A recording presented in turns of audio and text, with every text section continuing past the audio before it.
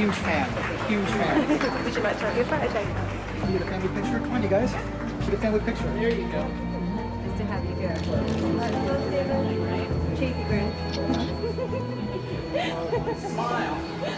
Another cheesy grin.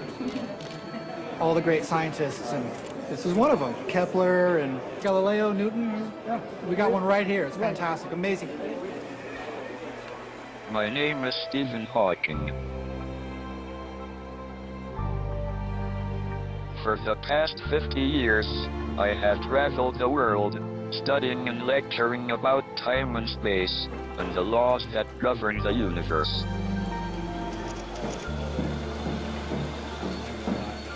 Stephen, break a leg. Don't say that. I'll have to look after him.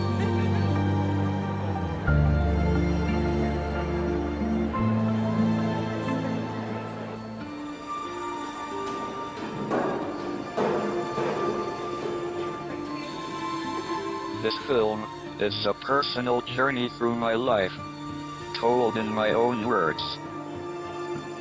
Come with me, and I will show you how I live and work today, and tell you the story of how I became who I am.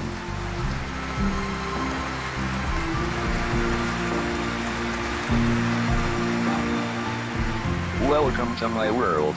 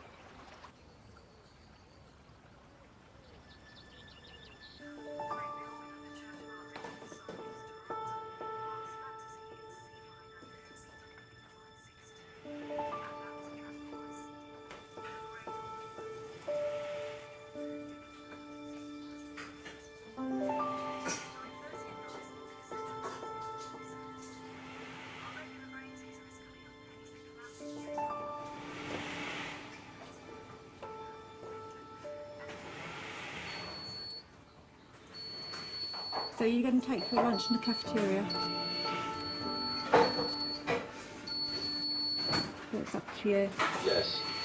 I just have to give Judith a call. I think it would kill him if he was in a home being cared for by nurses. I think that would be the end for him. He likes to be able to choose what he wants to do with his life. He loves the danger of flying. He wants to go into space, and he's been in submarines. He's just the most craziest man. He's got a lot of guts in him.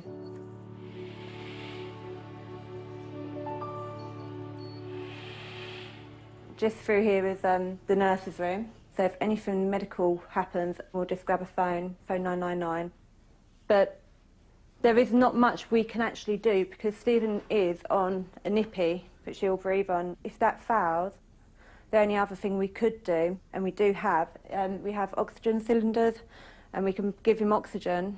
But if he's in total state, then we will have to let him go.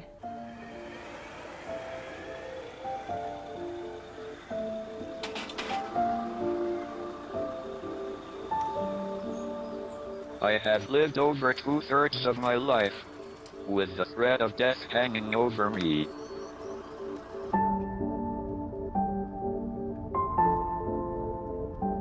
Because every new day could be my last, I have developed a desire to make the most of each and every minute.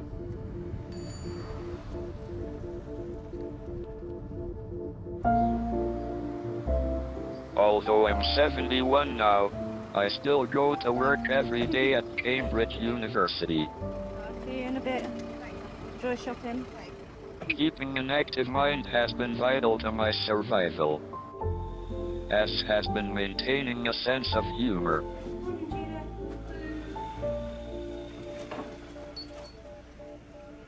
When I went to my job interview, I thought he was going to ask me about my past medical history and what I've done before in care, but he didn't. He asked whether I could cook poached eggs.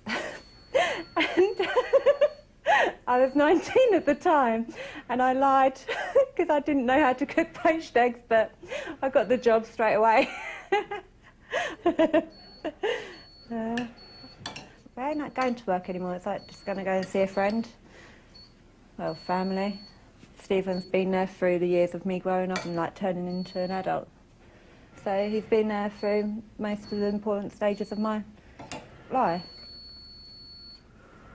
I've had a very privileged life thanks to Stephen. Do you enjoy my company? Maybe.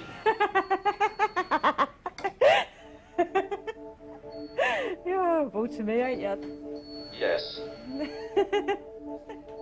As you can see, the gradual advance of my illness has meant that I am totally reliant on those around me. 71 years ago, life started that way too.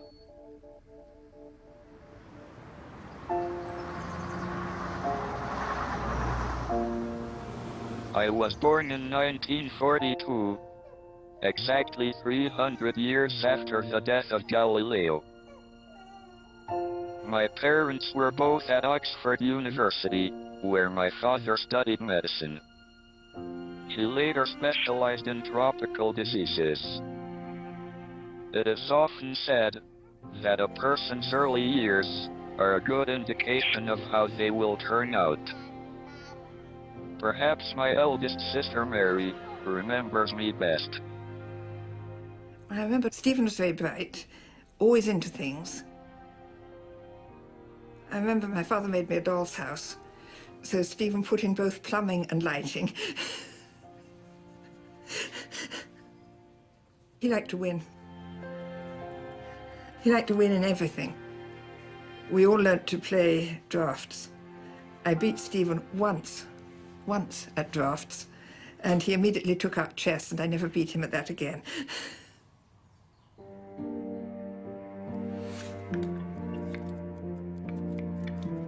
I also spent a lot of time playing on my own as a boy.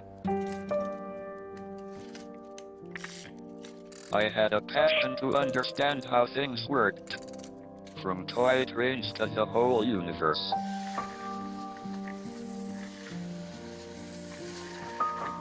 He would spend a lot of time looking at the sky, looking at the stars, and wondering where eternity came to an end.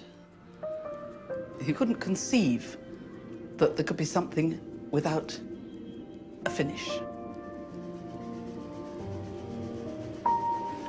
Home life was always stimulating for me and my siblings. My mother and father were intellectuals, and naturally they expected their children to follow. Both my parents were moving in the Highgate, Hampstead intelligentsia, that sort of circle. We always talked. Everyone talked and everybody argued. We used to argue theology a lot. It's a great thing for kids because you don't need any facts whatsoever.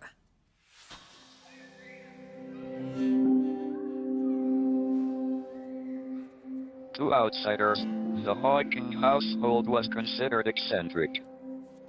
But for me, it was a place where my mind was constantly challenged. There were books everywhere, bookshelves that were double banked, bookshelves that had, on top of the upright books, rows of other books shoehorned in wherever there was space. It was a less conventional house, one in which the children had a great deal of freedom, and I remember being quite gobsmacked by the conversation over lunch. It was about subjects which were never talked about in my house: sex, homosexuality, arguments for and against abortion, and various other subjects that were quite unusual. As I developed into a teenager, my parents taught me to always question things and think big. Stephen devised, and remember this was in the early 1950s, not just one but two computers, which we built from scratch. It was about the size of a half-depth fridge, but about as tall and about as wide. It solved logical problems posed in binary. If this condition is true and that condition is true, or that condition instead is true, then, and it would give you what the then meant. At school, my classmates gave me the nickname Einstein, even though I was only ever halfway up the class. It was, I like to think, a very bright class.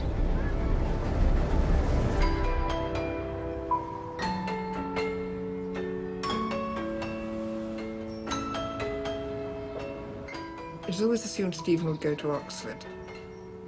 Both my parents had been to Oxford. You know, he was extremely bright, there was never any doubt about this. He and my father had a difference of opinion about what he should study. Father thought it would be a good thing if Stephen did medicine, but Stephen was not into medicine. He'd have made the most awful doctor, I was getting. So they compromised. We agreed on a degree in natural sciences, specializing in physics. The prevailing attitude at Oxford at the time was very anti-work. You were supposed to be brilliant without effort, or to accept your limitations and get a fourth-class degree.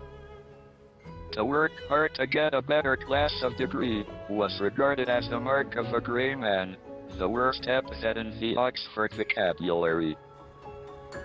I think Steve and I fell, both of us, right into that category, that there was no need to work or appear to work.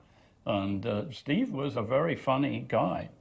He was able to appreciate jokes and tell jokes the whole time. And spontaneous humor was really his forte.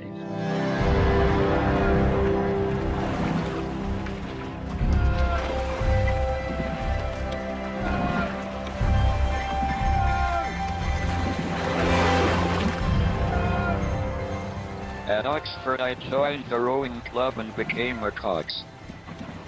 I relished in the freedom, the speed, and of course, calling the shots.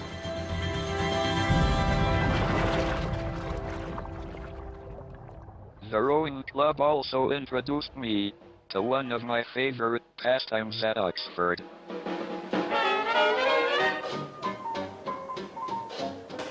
Partying.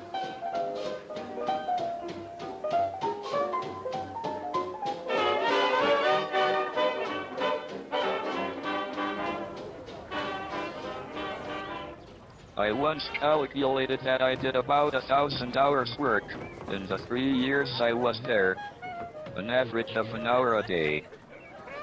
I'm not proud of this lack of work. I'm just describing my attitude at the time, which I shared with most of my fellow students. Within the whole year, people gradually thought of Steve as being the brilliant guy in the year. But he was brilliant in the sense that he could make off-the-cuff remarks, which were deep. So he was definitely a standout person of intellect. The question always was whether he would use that intellect to go anywhere.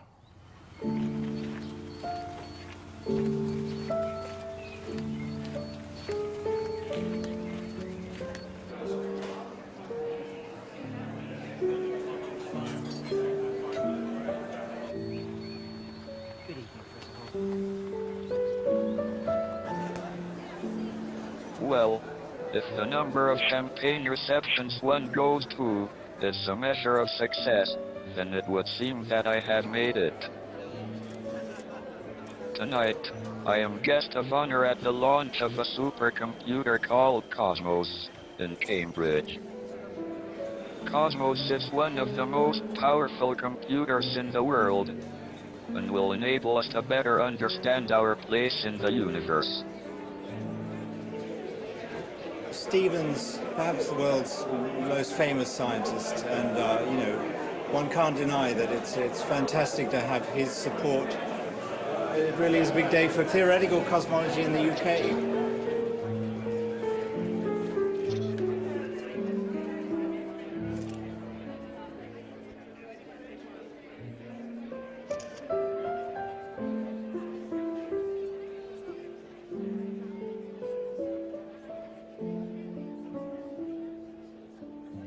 The notion of fame is a curious thing to me. In my mind, I am a scientist who has been lucky to work on some of the fundamental mysteries of our universe. Sometimes I wonder if I am as famous for my wheelchair and disabilities as I am for my discoveries.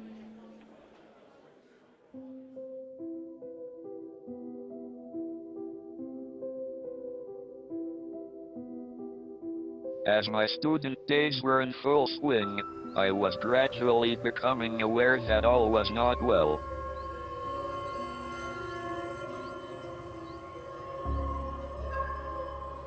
During my final year at Oxford, I had noticed that I was getting rather clumsy in my movements, and I fell over once or twice for no apparent reason.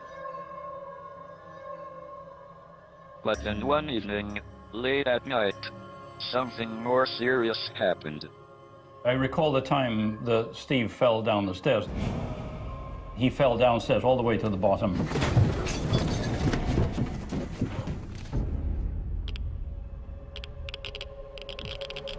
He lost consciousness, and then he couldn't remember who he was. He couldn't remember where he was, so it was a very serious thing.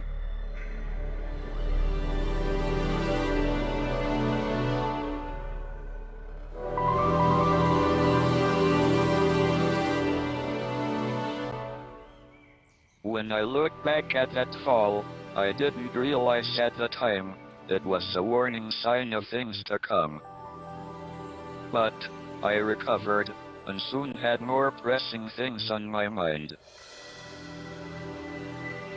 Despite my relaxed attitude to study, I graduated with first-class honors and left Oxford for Cambridge University to begin my PhD. Yet, little did I know, I would soon be diagnosed with a crippling illness that would change my life forever.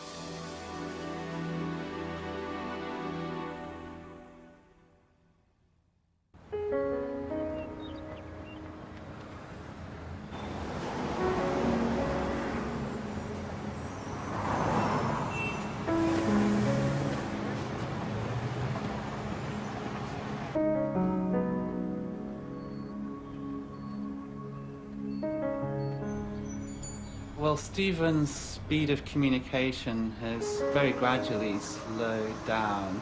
A few years ago, he was still able to use his hand switch and able to communicate by clicking this switch on his wheelchair.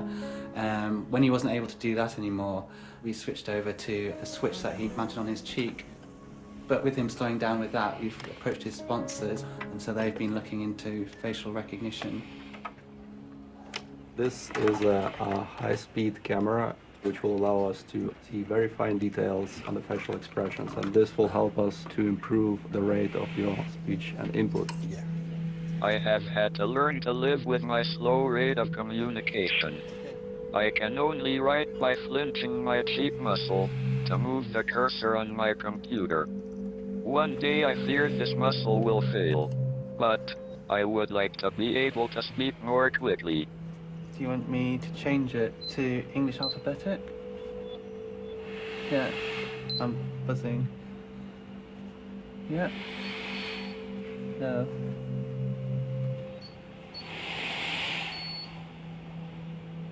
Is that all okay, Stephen? Yeah. I'm not getting this at all, Stephen.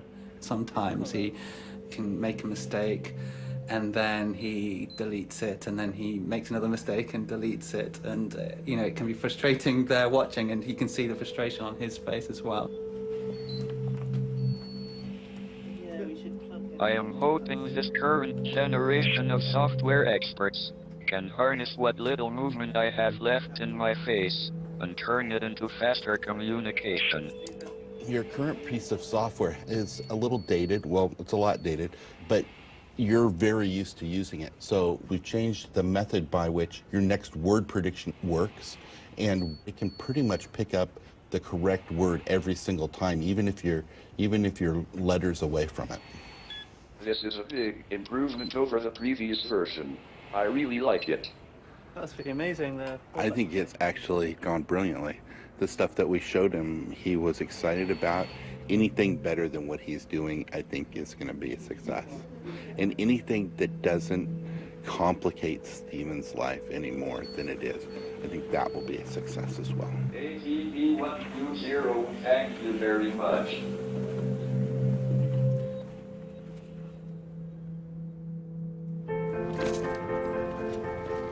In 1962, age 20, when I arrived at Cambridge to begin my PhD, I was also desperate for my voice to be heard as I embarked on my first real scientific challenge. At the time, two theories battled to correctly describe the universe. The steady-state theory held that the universe had always existed and would exist forever. But there was another, more exciting idea. The Big Bang Theory suggested that the universe had begun with a huge explosion. I decided to try to see if I could shed any light on how the Big Bang came to be. But, by now, the immediate challenge I was facing was to keep control of my body. My movements were becoming even more erratic, though I was determined not to worry my family, so I tried to keep it to myself. Stephen went home for Christmas after one term, and the symptoms that he had become too severe to hide from his parents. His father insisted on taking him to, I think, the family doctor first, and then that doctor recommended a specialist in London.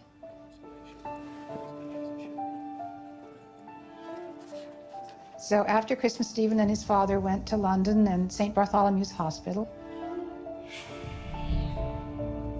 I was in hospital for 2 weeks and had a wide range of unpleasant tests. They took a muscle sample from my arm and stuck electrodes into me. Then they injected some liquid into my spine and took X-rays.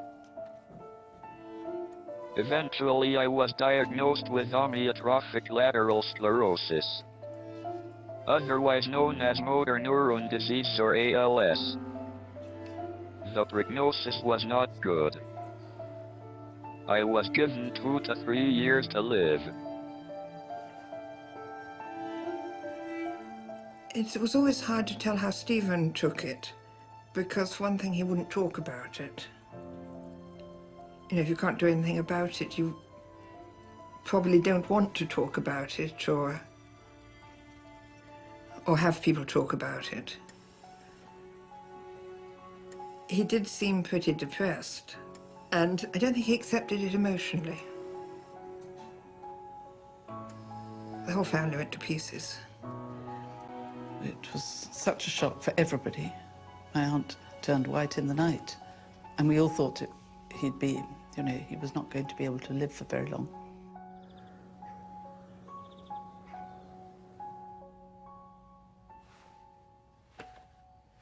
Not knowing what was going to happen to me, or how rapidly the disease would progress, I was at a loose end. The doctors told me to go back to Cambridge and carry on with my research. But I was not making much progress, and anyway, I might not live long enough to finish my PhD. I felt somewhat of a tragic character. I took to listening to Wagner.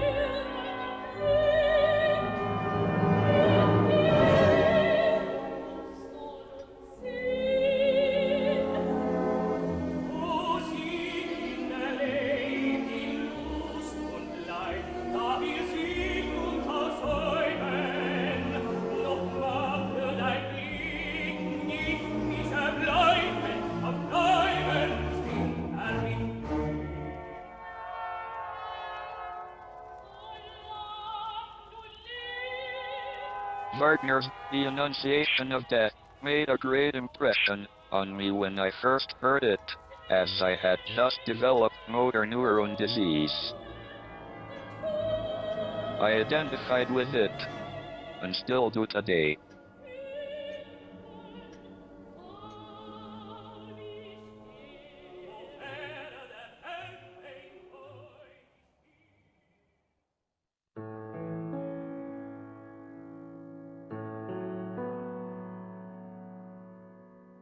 But as it turned out, I didn't die. At first the disease seemed to progress fairly rapidly. As time went by, however, it seemed to slow down. I also began to make progress with my work. But what really made the difference was falling in love with a girl called Jane Wilde, whom I had met about the same time I was diagnosed. This gave me something to live for. Oh, he was great fun. He was eccentric. I was really drawn to his very wide smile and his beautiful grey eyes. And I think that's what made me fall in love with him. We were going to defy the disease, we were going to defy the doctors, and we were going to challenge the future. Jane was beautiful and gentle, and seemingly undaunted by the harsh reality of my illness.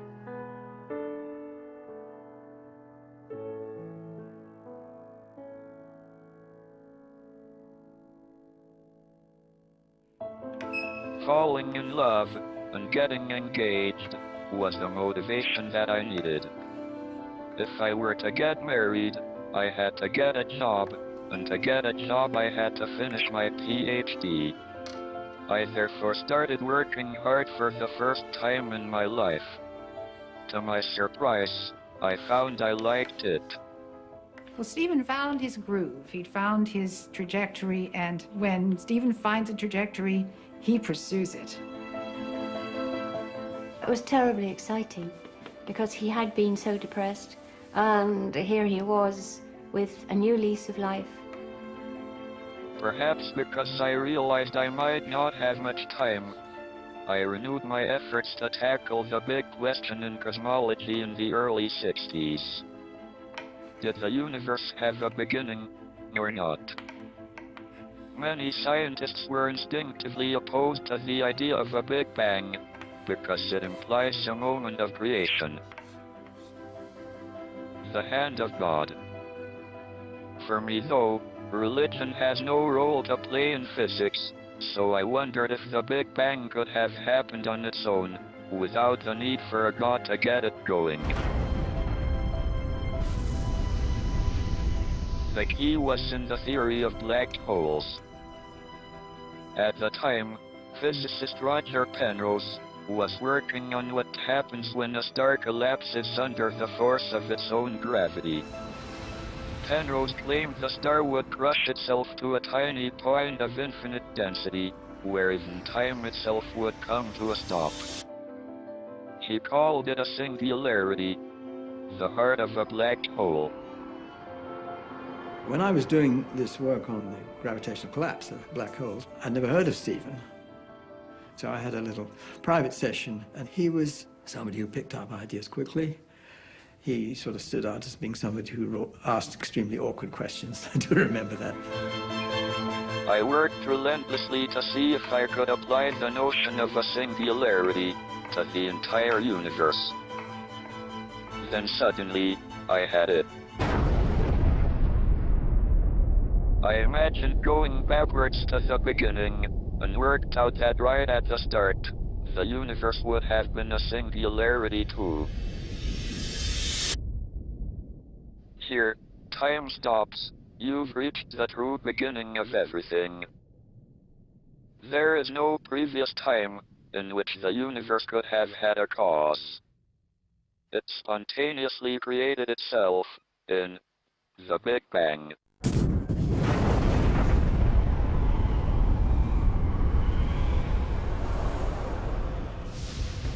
The work that Stephen did basically showed there was singular state which couldn't have come from a previous universe. So you could say it is a theory which tells you that the universe had a beginning.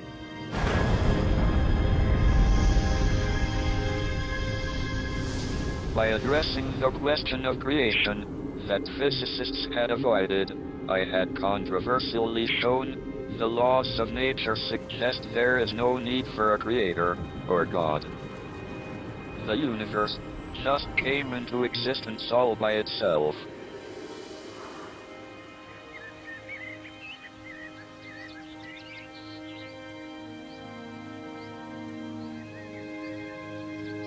My findings about the Big Bang and the possible beginning of the universe gave me the results I needed to enhance my PhD.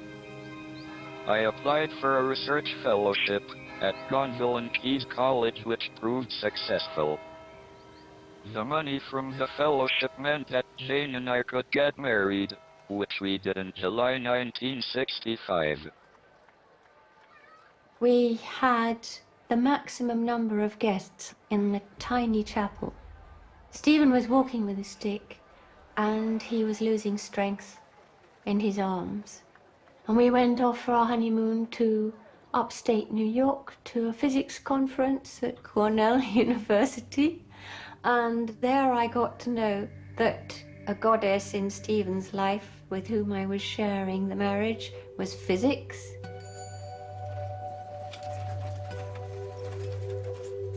After returning from our honeymoon, Jane and I bought a house in Little St. Mary's Lane, in the center of Cambridge. In March 1966, I completed and submitted my PhD thesis, with the help of Jane, who had spent many painstaking hours at the typewriter, typing it up. The findings in my thesis greatly enhanced my reputation in cosmology. Stephen's profile certainly did rocket. It's important to know that there was a Big Bang, because that governs our cosmology.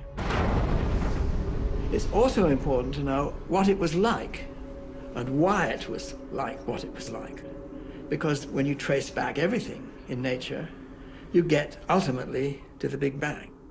And the fact that it was a singular state is very much part of that understanding.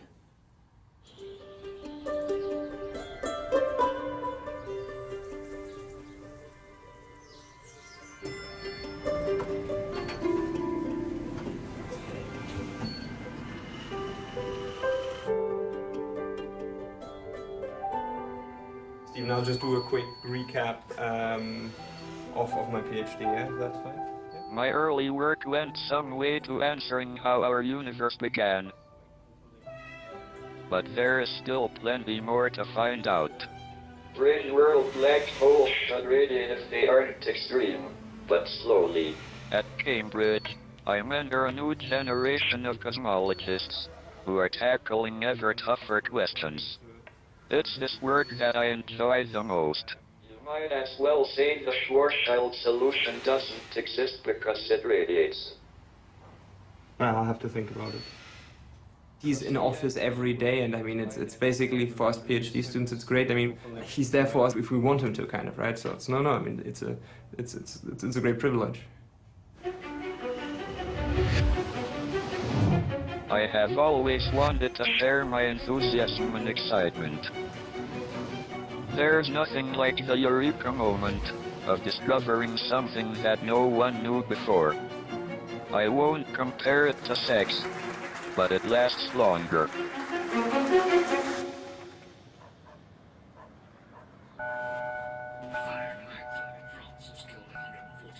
My next major eureka moment happened when I was least expecting it. In the autumn of 1970, I had been concentrating my research on black holes. By now, Jane and I had 2 children, Robert, aged 3 years, and Lucy, who had just been born.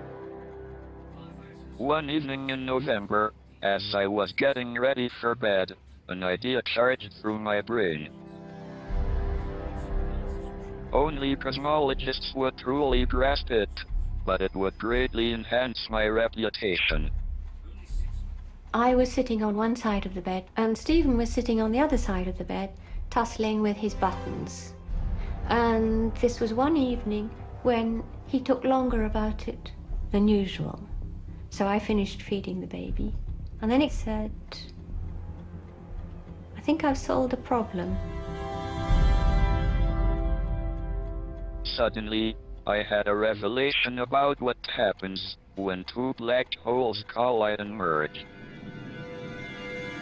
I realized that the surface area of the new black hole could only get bigger. It could never decrease in size. This may sound like an obscure discovery, but it revealed some fundamental properties of the universe. Even though few physicists could understand it at the time, for me, it was very exciting. I was writing the rule book for black holes. Now my voice would really be heard. I knew he'd done something very important, so I was absolutely thrilled. And this, of course, made his name in a big way in physics. He'd been recognized as somebody with great potential, but now he really had a discovery to his name.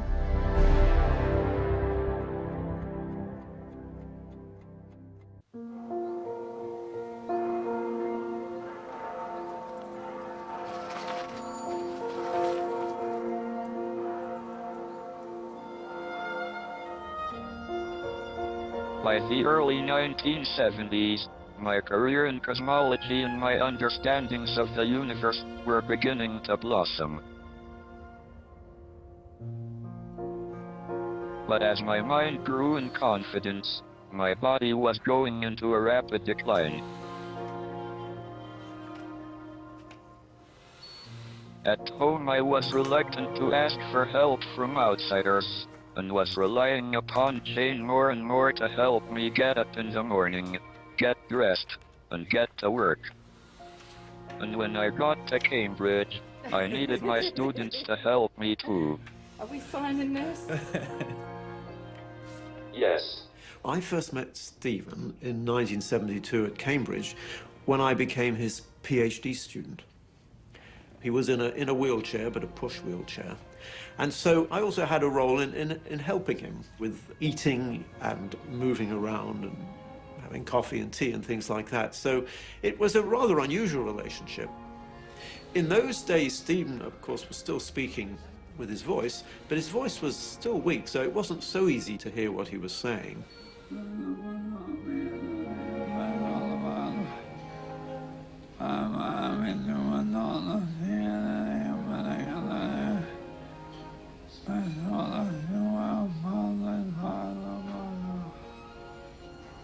And indeed, when I travelled with Stephen, I would often be acting as an interpreter. So Stephen would say something, and if the person he's speaking to couldn't understand, I would then repeat it.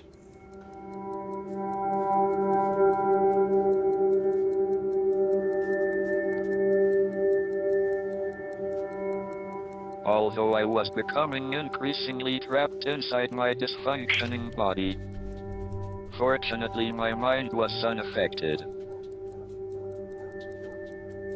I had a new big question I felt compelled to find the answer to. My reputation in the field of black holes was established as we entered a golden age. But my next discovery would throw all of cosmologists' findings to date up in the air. The calculations I was working on involved what happened to particles on the edge of a black hole that were sucked in and disappeared.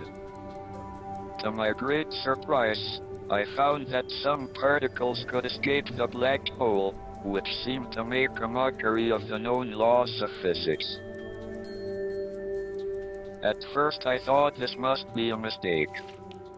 I do remember when he was working on this problem, and indeed I even remember when he told me he was working out the quantum effects of these black holes, and he seemed to be getting this flux of particles coming out. When Stephen's thinking about a problem, he will become obviously obsessed with it. It was a very intense period. It was when he could be surrounded by children and not notice what was going on because he was like Rodin's thinker with his head in his hands, often accompanied by Wagner blaring out from the loudspeakers.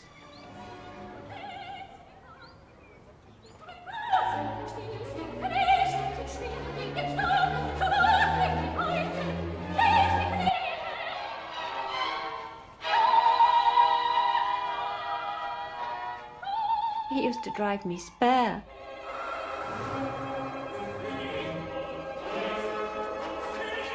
Finally, after months of exhaustive work, I found what I was looking for.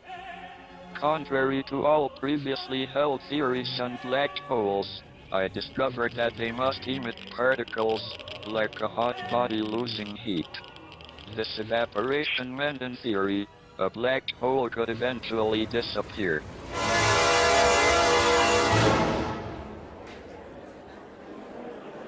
I announced my findings on St. Valentine's Day in 1974 at a cosmology conference in Oxford to a packed audience. He came to an end, and there was absolute silence in the lecture hall. And I can see it now. The chairman of the lecture jumped to his feet, and instead of saying, "Oh, I must thank Professor Hawking for his remarkable lecture," he said, "This is preposterous. I've never heard anything like it." The whole place was abuzz. People couldn't believe what they had heard. My controversial discovery initially shocked the world of physics. But eventually it became accepted and known as Hawking radiation. I am proud to have discovered it.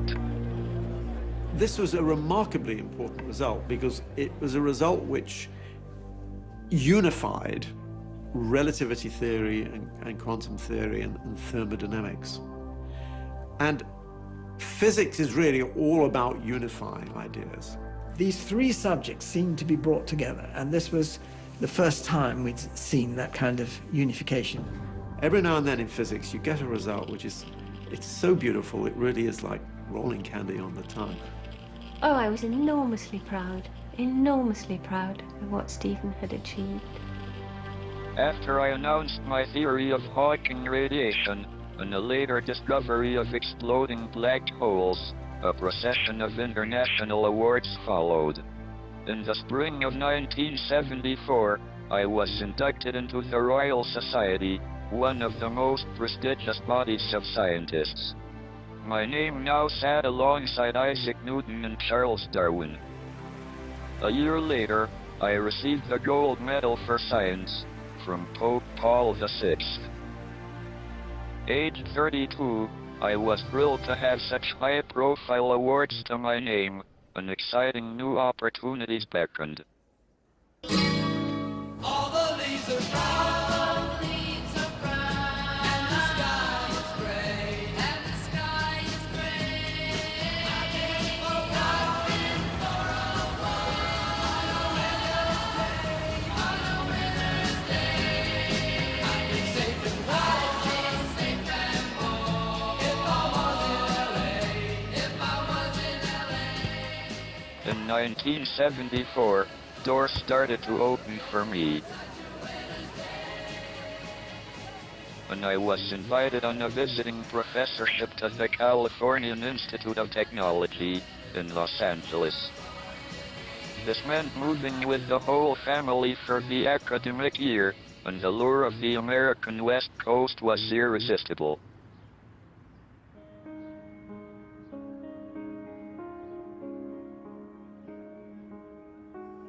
We were in the midst of a revolution in the application of quantum physics to black holes. I was simply hoping to have a year in which the result would be better science done by Caltech scientists, by my research group and others, and better science done by Stephen. Life in California was very different from Cambridge. I now had a large salary in a big house, just a stone's throw from the university. Well, America could have been on another planet. We were living in the lap of luxury, no expense spared to make us welcome, and this great gift of an electric wheelchair provided for Stephen's use. Yet, although we had all the mod cons that America could offer us, it was becoming clear that the demands of home life on Jane were becoming too intense. Looking after 2 young children and trying to cope with my ever-increasing disabilities were causing too much strain.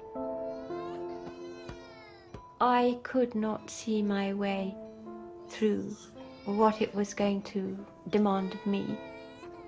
And this wonderful idea came to me: if we were going to go to California and the students were going to come too, why didn't we offer them a bed in our house in return for some help with Stephen? Of course, it's not the normal relationship between a student and the PhD supervisor. But for me, that was a good deal, because I lived rent-free in exchange for sort of helping Stephen out around the home, you know, at bath times and helping him with meals and things like that. But the excitement of a new life in California was harshly interrupted by my motor neuron disease. The physical symptoms took an irreversible turn for the worst. That was the year in which he lost the use of his hands. When he arrived, he could still write equations, though with some difficulty. By the end of the year, he couldn't. So it was, in terms of his physical development, it was a more difficult period. On the other hand, in terms of his mental development, as he gradually lost the use of his hands, he further developed his unique ways of thinking by manipulating shapes and topologies in his head, and became even more advanced than the rest of us. By losing the finer dexterity of my hands, I was forced to travel through the universe in my mind and try to visualize the ways in which it worked. He could move at lightning speed across the frontiers of knowledge and see things that nobody else could see. The disability forced him to carry himself in new ways, new directions.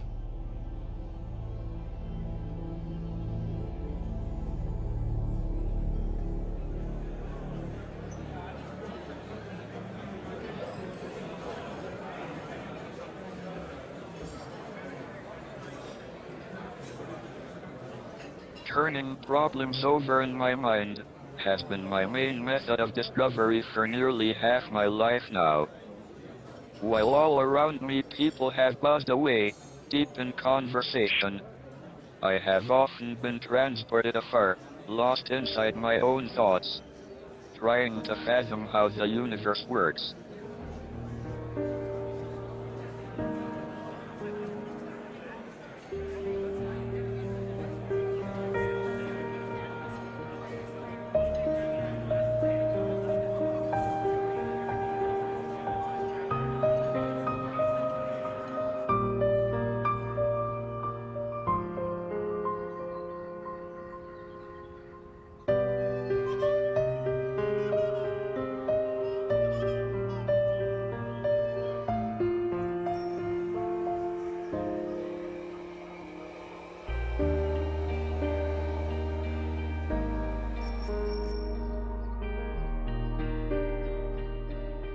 When we returned from California in the summer of 1975, much of the future, living with my illness, seemed uncertain.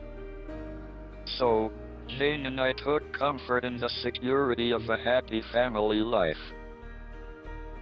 And to make home life easier, we realized my disabilities meant that we needed a student living with us full-time.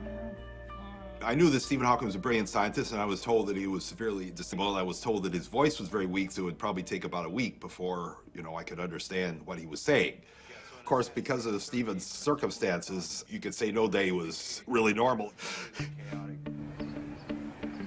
Stephen had these massive batteries that's in his wheelchair, and of course he had spares, and so I loaded as many as I could on the bottom of Stephen's wheelchair.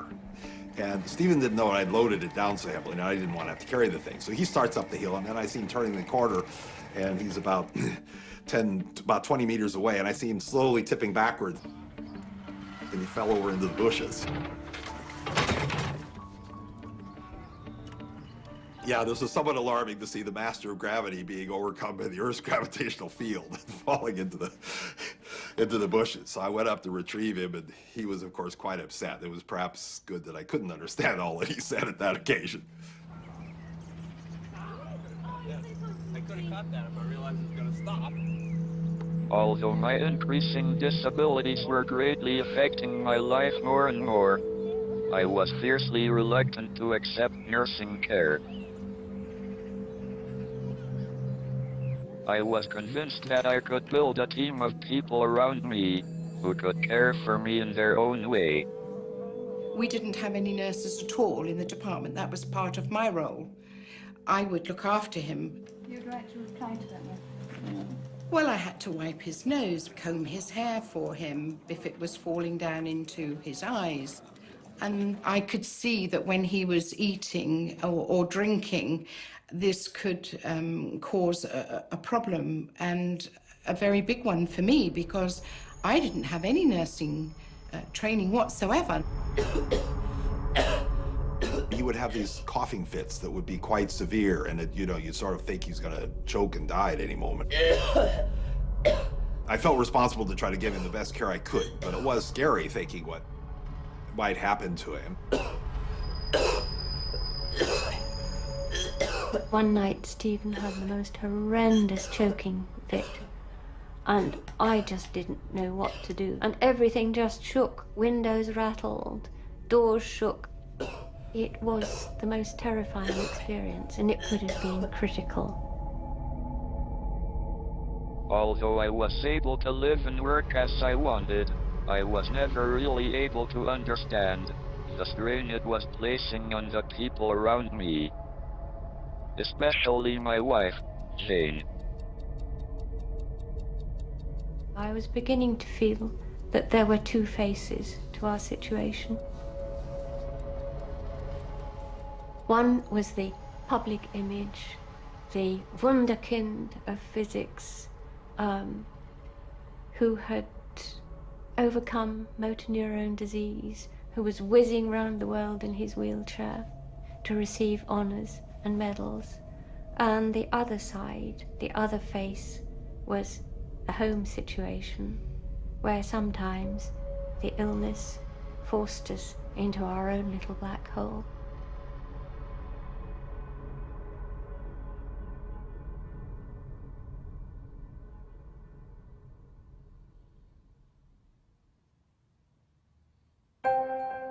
The decline in my health was a stark reminder that time was against me. Yet despite the pressures on my family, I was determined to realize a lifelong ambition by writing a popular book about how the universe had begun. I wanted the book to be read by millions of people around the world, like a best-selling airport novel. I did not think it would work. I did not think it would work because basically, if you look at all the other books in airports, there are none like that. You know? However, I felt sure that the mass market would want to know about how the universe began. By 1984, I had completed the first chapter. There was great interest in him. He was a great public figure, so actually every publisher in town was interested in the book. I guess we had a contract ready for him to sign, and I had heard that he was going to be in Chicago. So I was there and waiting, and then this car pulls into the parking lot, and this gentleman gets out, and he goes back to the passenger door and scoops what looks like a kind of life-size broken doll into his arms and brings it back to the wheelchair and kind of gently eases the doll into place, and suddenly the doll becomes animated. As soon as that hand is on the controls, the thing literally, it kicks into life, spins around 2-3 times, and takes off. And then Brian shouts to me, I've gotten out of my car, he shouts, "Is that you? Is that Peter Gazzotti?" And I said, "Yes, it's me." And he says, "Well, quick, follow us. That's Professor Hawking." I signed up with Peter, and set to work completing the first draft of my book.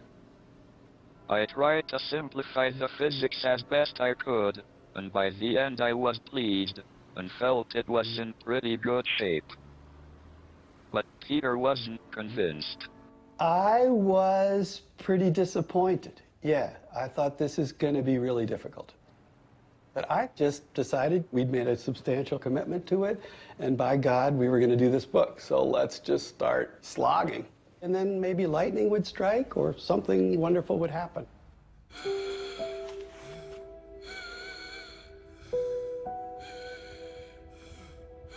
Lightning did indeed strike, but not in the way that Peter and I were hoping. That summer I had taken a break from rewriting to travel to Switzerland on holiday. But while I was there, I caught a chest infection that developed into pneumonia and quickly became very serious. I was put into a drug-induced coma and onto a life support machine. The doctors thought I was so far gone, they offered to Jane to turn off the machine. But she refused. Finally, Jane insisted that I was flown back to Cambridge. I remember very vividly walking through the doors and being really quite rocked by what I saw when I got in there. And I realized that Stephen was really very, very ill. Things were not looking good. He could have died. We were just told that he couldn't breathe. And of course, we knew how weak he was at that time, and he had been ill before. And we all knew that he was on borrowed time. The weeks of intensive care were the darkest of my life. I felt I had always fought my illness so hard that I was not prepared to give in so easily. Slowly the drugs began to work, and the infection passed. But the surgeons had to perform a tracheotomy to allow me to breathe, which made a small incision in my windpipe and connected me to a ventilator via the hole in my throat. As a result, I was now robbed of the ability to talk. I faced a life unable to properly communicate. It was a very worrying time for everyone around him, and you're thinking, do you think you'll ever be able to talk again, or how will you work if you can't talk? So yes, it was a very bleak time. All hopes of finishing my book, and perhaps even my career, seemed to be over. It was very tense for everybody. It was incredibly tense. It was difficult to think that Stephen was going to come out of there and be okay.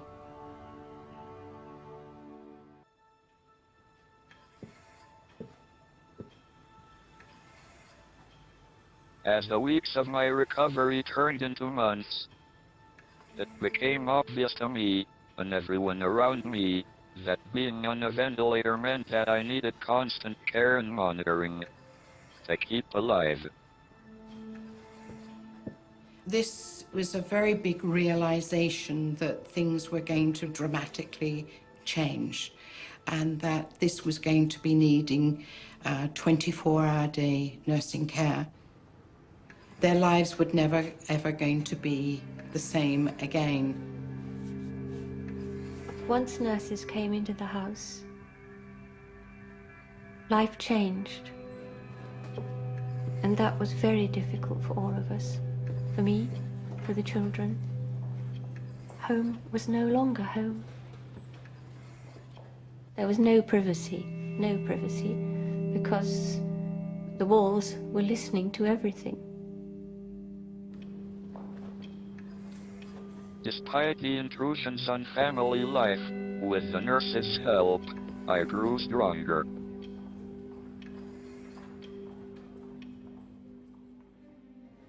Yet, I still felt trapped inside my body. for a time, at home, I could communicate only by raising my eyebrows when someone pointed to letters on a card. All thoughts of work and finishing my book grew distant.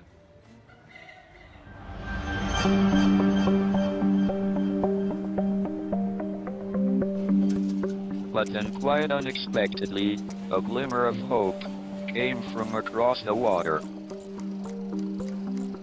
I got a call from a physicist, and he said, I know you're working on computer systems for people with ALS. Says, I've got someone in England, he's a professor of physics, who lost the ability to speak, and he needs a system. This system was called Equalizer, and the top part of the screen was a set of letters, rows of letters. And then the bottom part of the screen was rows of words, 36 very frequently used words. So he could choose the top part or the bottom part. He learned that very quickly, and I was blown away by it. He was scanning just amazingly fast. I had enough movement in my right hand to be able to click the computer system and write the words I wanted. Finally, I was free to communicate again. I was keen to make up the lost time that my illness had forced upon me. I had a stack of notes from Peter Gazzardi, suggesting changes and clarifications to my book. But I needed practical help with the rewrite at my end, someone who could act as a go-between. The people in the States were speaking on a loudspeaker phone in his office, and Stephen was writing using his new computer system on the screen, and then you would say what he was saying over the phone. We're just sort of cobbling it together, I think is probably the right term. I had no idea what was going on Stephen's side of this, where it seems that he was persuading Stephen that this was okay, helping Stephen off the walls if Stephen started to think, why the hell am I spending all this time making this idiot understand this basic stuff? After months of work, the rewrite was complete. None of us really knew whether the book would be liked and would sell as we all hoped for. All we could do now was give it a title, A Brief History of Time, send it off to the printers, and wait.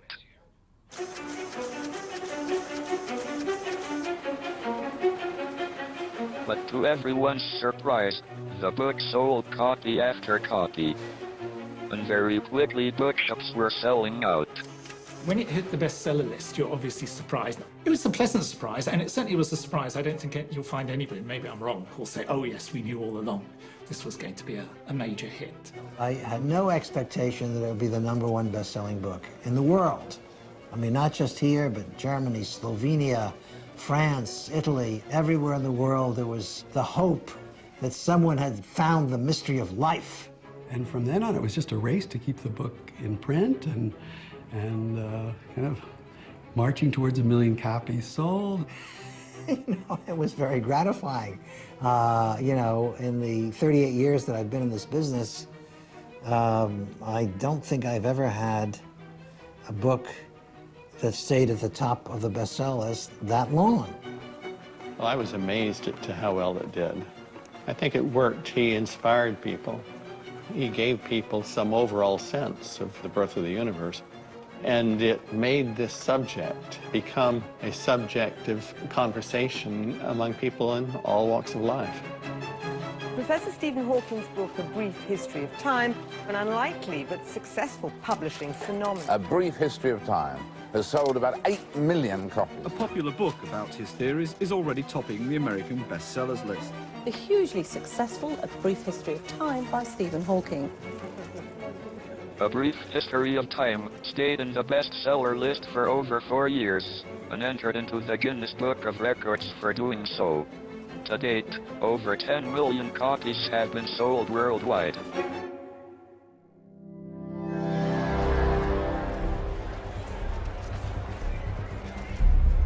Over the next few years, a lot of fuss was made about my book. I became famous nationally and around the world, as it was translated into 40 different languages. Delighted to welcome Professor Stephen Hawking. I was invited on the chat shows. Well, I think people do think of you as a genius, not just as a disabled genius. And I even made a cameo appearance on Star Trek, my favorite sci-fi show. You are bluffing. Wrong again, Albert.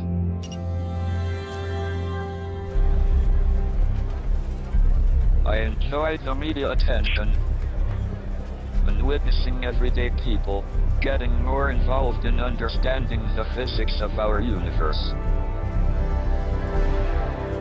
But soon the press wanted to know more about me, my illness, and my family life.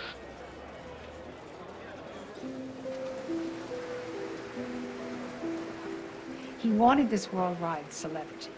He enjoys that. And part of his whole outlook on life and his science is that it's fun, and celebrity was fun. And he embraced it in a way that was not necessarily very good for the family, the children. So this was a further real problem in the marriage. We were engulfed and swept away by this great wave of fame and fortune. And I have to say that really, it all got rather too much for me to cope with. And I suppose that's when we ceased to be as happy as we had been. And then the marriage broke up. I felt as if a rug not just had been pulled up from under my feet, but the earth had opened up under that rug and swallowed me up, but because the marriage had been my raison d'etre.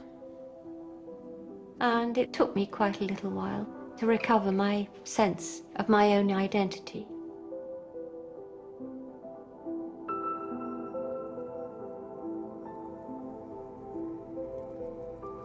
It was clear that my life and Jane's were beginning to follow different paths. In 1990 we separated and were divorced in 1995.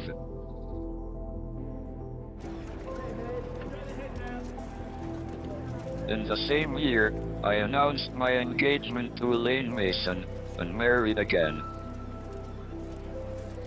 Elaine had been one of my nurses from the start of my 24-hour wraparound care. Over the years, we had become extremely close, as Jane and I drifted apart, each seeking comfort and love through new relationships.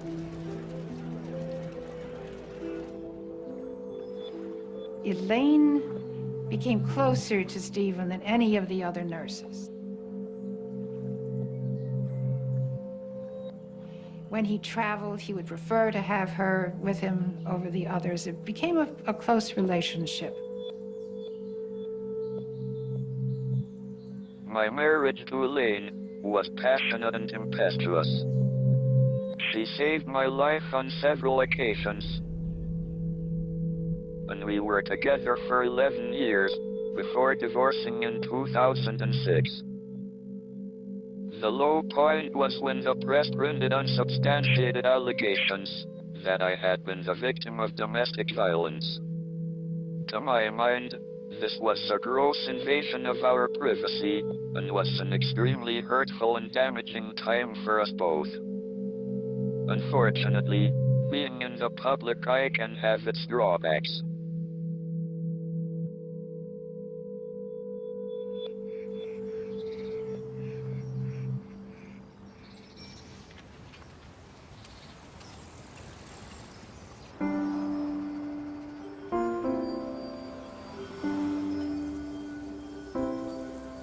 Living a very public life does, however, have its upsides too.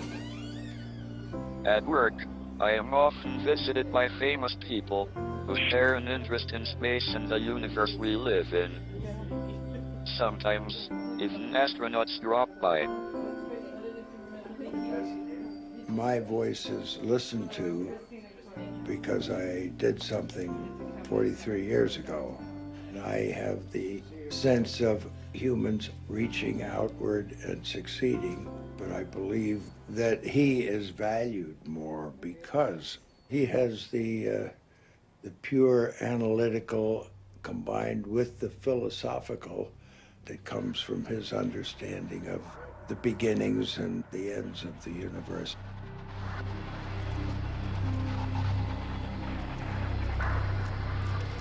I have often dreamt about traveling through space myself. Recently, I got closer by experiencing a zero-gravity flight. It was also a moment that temporarily stripped me of my disability. A feeling of true freedom.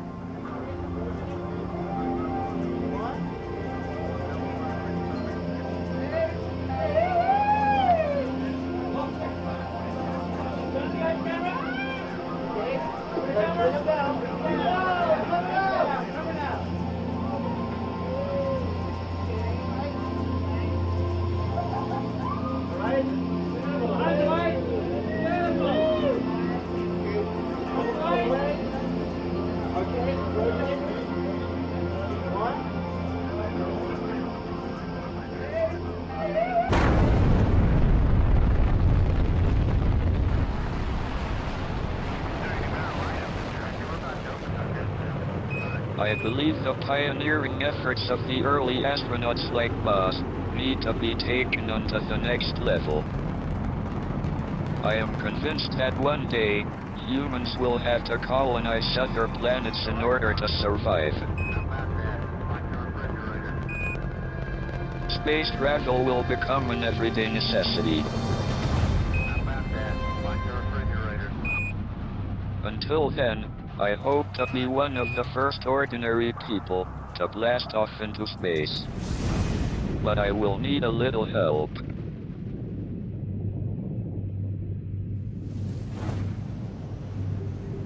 I just couldn't think of anybody in the world that we'd rather send to space than Stephen Hawking. And, you know, we haven't offered anybody a free ticket, but it was the one person in the world that we felt, you know, we'd love to invite you to space.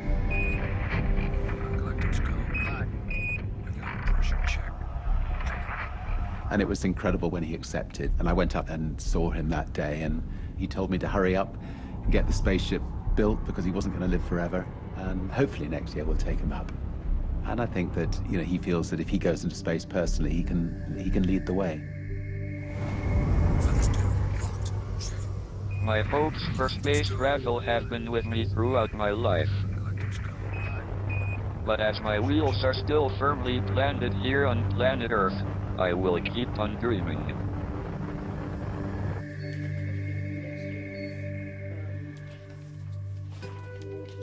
As I am now considered a so-called famous person, more and more of my time is taken up with my public life. For this, I rely greatly upon my team around me. You are really the gatekeeper in this role. You get the general fan mail, hero worshipping him, really. Then you get people who are obsessed with religion and God and the fact that Professor Hawking doesn't appear to have a God as such that they can feel comfortable about. So you get a huge range of what we call the God letters. And then you get letters from the disabled, serious scientists, mostly people full of admiration for Professor Hawking and what he has achieved. He is a great iconic figure, and he enjoys his public appearances. And it's great that, you know, he's still very engaged with everything that surrounds him. So, if you want to explore the inside of a black hole, choose a big one. People have searched for many black holes of this mass, but have so far not found any. This is a pity, because if they had, I would have got a Nobel Prize.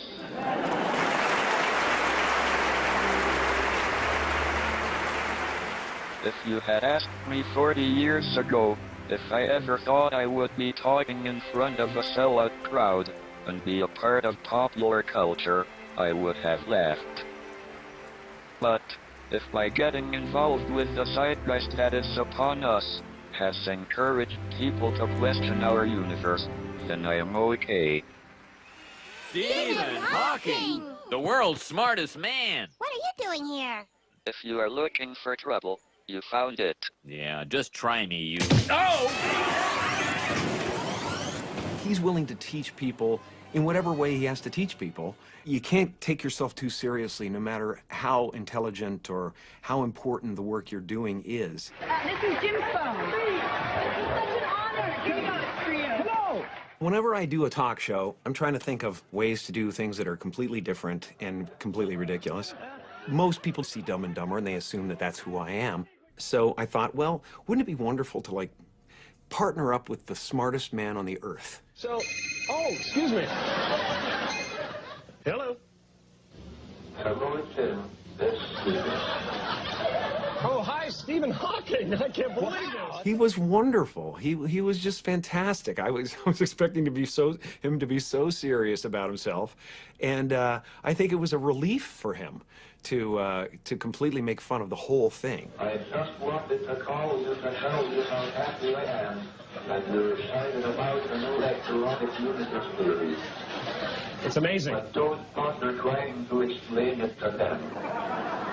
Their pea brains cannot grasp the idea of the world on the brain. Yeah, I know. He did a great job of doing the lines that I had written, and he was just gung-ho the whole time. Well, I had to go now. I'm very busy watching Dumb and Dumber. I hope I can do a bit. You truly are a genius. No, you're a genius. No, you are. No, you are. After we did the routine, we kind of struck up a friendship. So I was invited to his home. And one of the funny highlights of the night was that while we were having dinner, I asked him, you know, just for a picture, could you run over my foot with your wheelchair? And that, so I have a picture of me grimacing in agony and stuff. So it was wonderful, wonderful to be there, wonderful to talk to him and ask him important questions like, how many Higgs boson does it take to screw in a light bulb? And I think he's still struggling with that.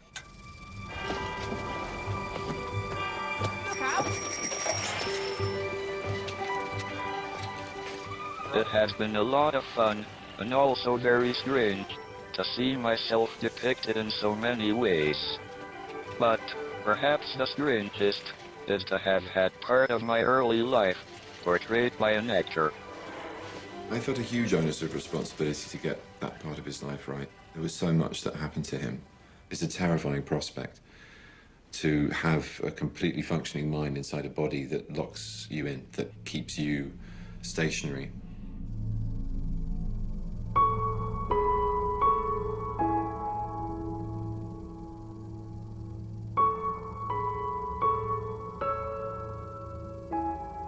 One of the things I wanted to get right was to show the stages of the progression of his condition and where the instability and fear came from. There are very obvious details, such as being at the top of a flight of stairs. That suddenly becomes the most enormous obstacle, being on any sort of uneven ground. Those feelings of vulnerability, he's incredibly stoic. I think that was probably the case when he was younger as well. I think he rolled up his sleeves and got on with it, and look at the results. I mean, it's self-evident. The man became a spokesperson for the most complex ideas.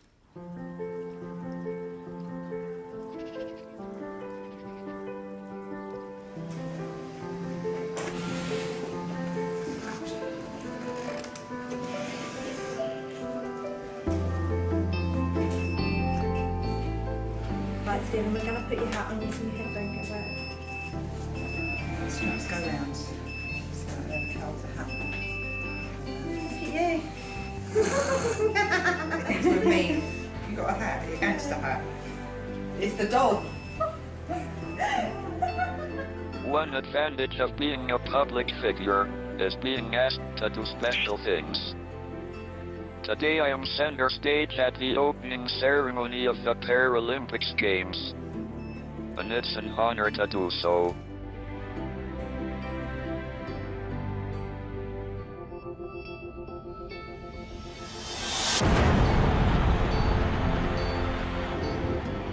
Ever since the dawn of civilization, people have craved for an understanding of the underlying order of the world. There ought to be something very special about the boundary conditions of the universe. And what can be more special than that there is no boundary?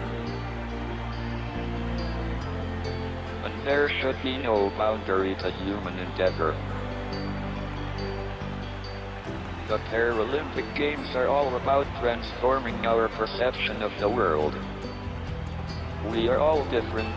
There is no such thing as a standard or run-of-the-mill human being, but we share the same human spirit.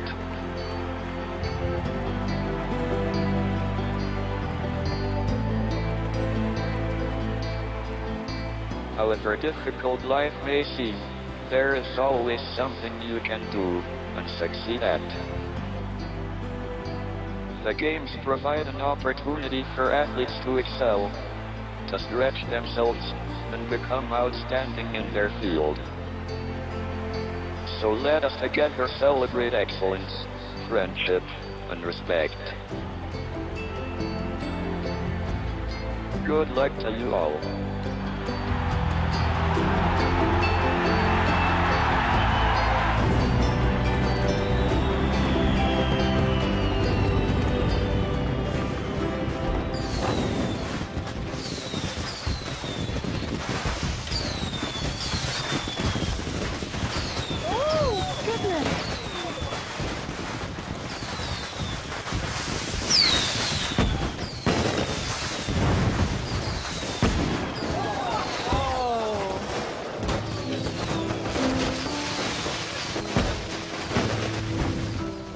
Having lived on this wonderful planet for over 71 years, I feel my proudest achievement has been to inspire people to think about the cosmos and our place in it. Since I believe there is no afterlife, I think it's important to realize we only have a very short time alive and should make the best of it. Today, I enjoy time together with family and friends. And despite my disabilities, I'll always keep wondering about the mysteries of the universe. Stephen's been ill since he was 20. You come to terms with the impending bereavement, and then suddenly find that it's not that impending after all.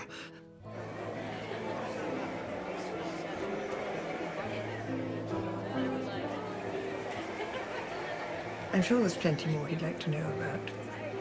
Think how awful it would be to come to the end of questions. Stephen will carry on until they push him underground. You don't just stop your mind.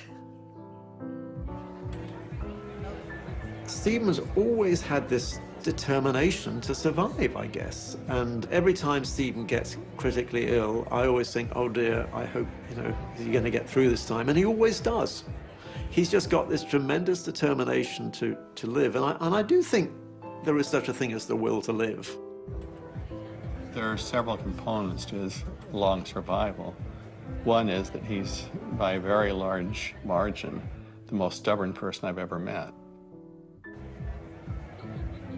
He is one of those very few people who can see far beyond the borders of current knowledge and see how things really work and set the directions for other people's research in attempts to prove him right or wrong. To recover from a broken marriage, it was very, very difficult. At first, we were in touch, but then it got very, very difficult. But lately, we have been able to associate. I call on him perhaps once a fortnight. All those years with Stephen were a huge part of my life. They were my young years. They were my children. And I can't just wipe those from the record, and I wouldn't want to. It would be self-destructive to wipe those away, and I'm very, very proud of what Stephen has done. life has thrown at me, both good times and bad. Perhaps it is human nature that we adapt and survive. As for me, I have lived with the prospect of an early death most of my life. I'm not afraid of dying, but I'm in no hurry to die. I have so much I want to do and find out first.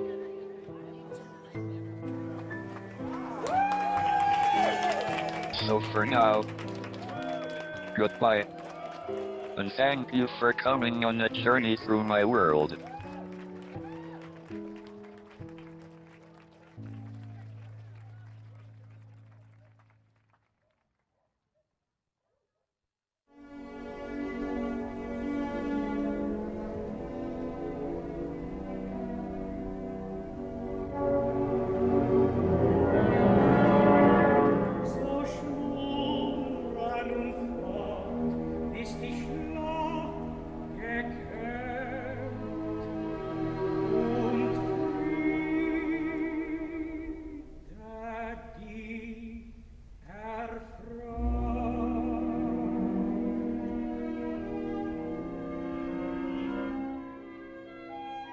Exploring the history of interactive entertainment from penny arcades to ultra-modern home consoles.